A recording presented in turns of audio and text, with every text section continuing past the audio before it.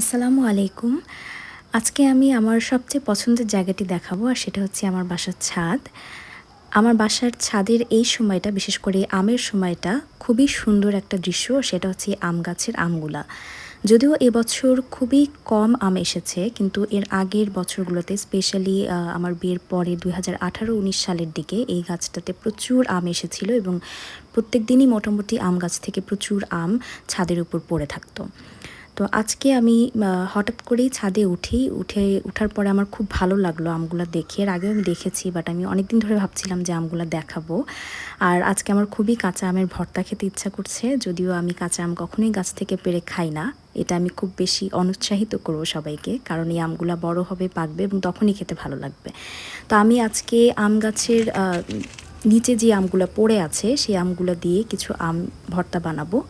তো হয়তো প্রসেসটা আমি দেখাবো না কারণ এটা খুবই সহজ একটা প্রসেস, সবাই মোটামুটি কম বেশি আমরা জানি। কিন্তু আজকে আমি ছোট্ট এই ব্লগটা করলাম জাস্ট আমার নিজের ভালো লাগা থেকে। আশা করছি আপনাদের ভালো লাগবে।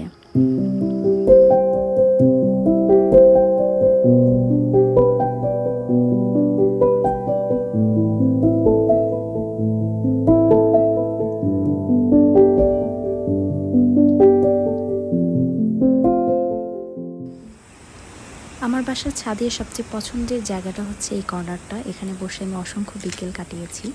আমার খুব ভালো লাগে আমার এই ছোট্ট ছাদটা, কারণ আমার বাসা খুবই ছোট কিন্তু এই এনভায়রনমেন্টটা এত ভালো যে আমার খুব ভালো লাগে।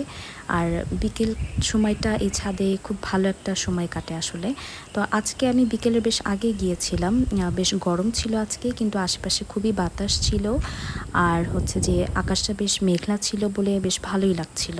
আমার ছাদের এই সবচেয়ে পছন্দের জায়গাটা আমি আপনাদের সাথে আজকে শেয়ার করছি।